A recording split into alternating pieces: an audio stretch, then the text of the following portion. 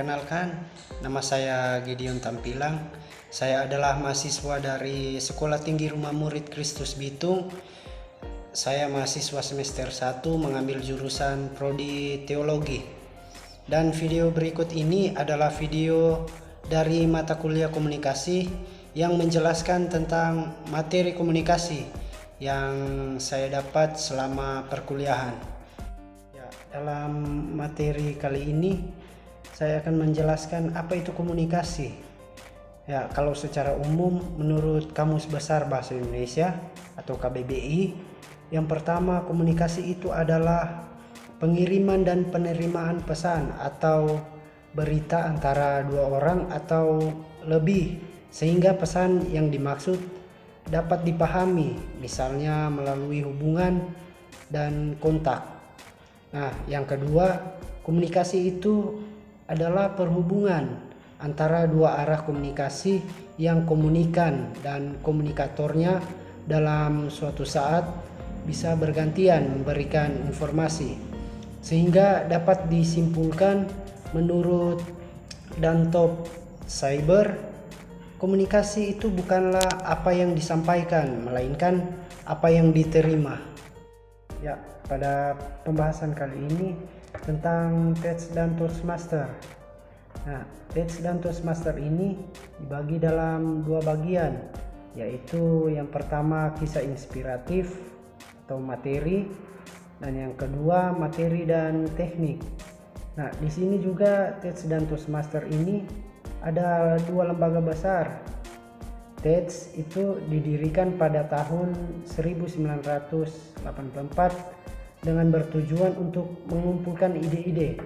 Kemudian Toastmaster ini dibangun untuk fokus public speaking.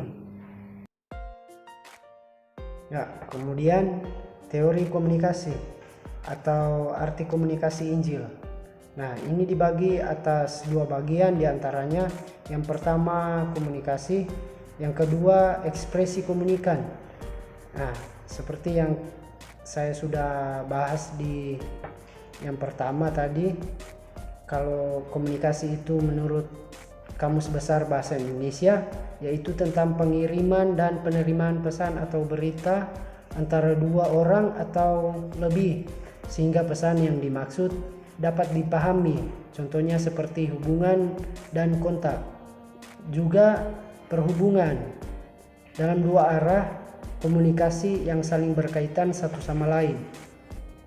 Nah, yang kedua tentang ekspresi komunikan. Nah, ekspresi komunikan ini juga dibagi atas dua poin, yaitu yang pertama pesan verbal dan yang kedua pesan non-verbal. Nah, pesan verbal ini secara umum komunikasi verbal adalah komunikasi yang berbentuk lisan ataupun tulisan. Contohnya adalah tentang penggunaan kata-kata. Kemudian pesan non-verbal. Komunikasi non-verbal ini adalah proses komunikasi di mana pesan yang disampaikan tidak menggunakan kata-kata.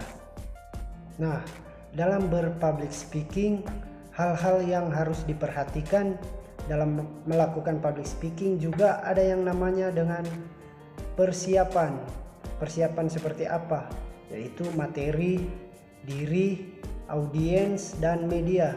Juga harus yang diperhatikan adalah tentang pelaksanaan, yaitu waktu, posisi, dan teknik.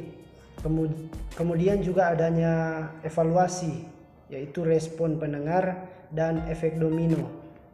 Nah, yang tadi kita sudah berbicara tentang public speaking, dan sekarang kita berbicara tentang tips-tips dalam public speaking, yaitu tentang pelaksanaan.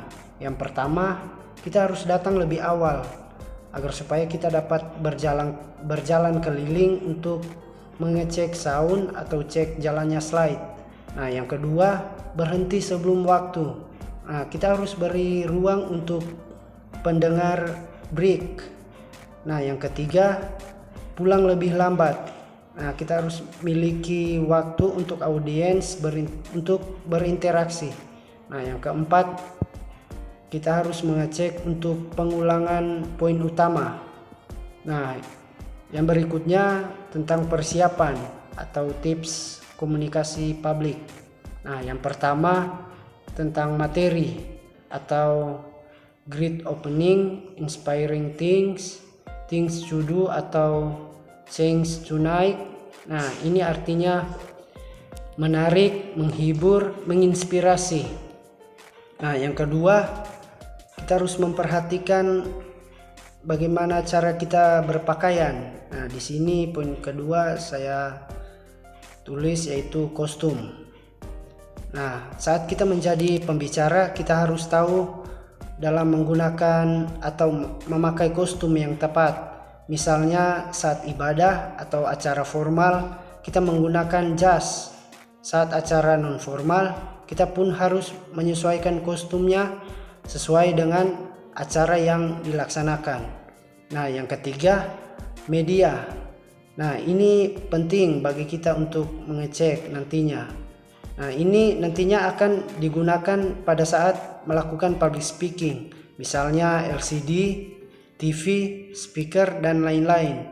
Nah, yang keempat, tentang rencana B dan C. Nah, rencana B dan C ini dapat digunakan atau untuk mengantisipasi ketika terjadi kendala pada rencana A. Nah, dan yang terakhir tentang evaluasi. Di sini ada 3 poin: rekaman, respon pendengar, dan undangan sudah ada atau tidak. Nah, berikut ini tentang materi 2 keping komunikasi. Nah, komunikasi verbal dan nonverbal. Nah, yang pertama komunikasi verbal. Nah, komunikasi verbal ini juga dibagi dalam 2 bagian, yaitu komunikasi vokal dan non-vokal. Nah, kalau komunikasi vokal ini menggunakan bahasa lisan atau spoken words, di mana ketika berkomunikasi tentunya melakukan kata-kata secara langsung melalui suara. Kemudian komunikasi non-vokal. Komunikasi non-vokal ini menggunakan bahasa tertulis. Tentunya kita tahu bersama yang di atas, kalau komunikasi vokal menggunakan suara, kalau komunikasi non-vokal ini tidak menggunakan suara, tetapi hanya menggunakan bahasa tertulis. Nah, kemudian yang B, komunikasi non-verbal. Nah, komunikasi non-verbal ini juga dibagi atas 2 bagian, yaitu komunikasi vokal dan komunikasi non-vokal. Kalau komunikasi non-verbal ini dalam komunikasi vokal ini menggunakan nada suara atau tone of voice, desah atau shrieks, jeritan atau screams, kualitas vokal atau vocal qualities. Nah, kemudian komunikasi non-vokal, di mana kita sudah ketahui bersama yang di sini menggunakan bahasa isyarat, dan yang berikutnya menggunakan gerakan, kemudian penampilan atau appearance, dan yang terakhir menggunakan ekspresi wajah atau facial expression.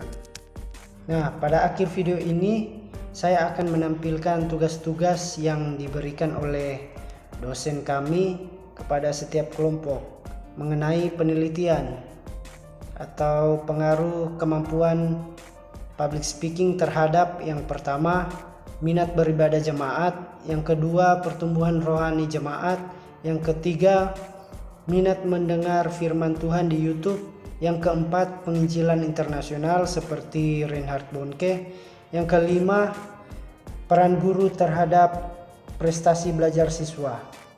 Nah, demikianlah video dari saya. Biarlah video ini bermanfaat bagi teman-teman, dan thank you and God bless.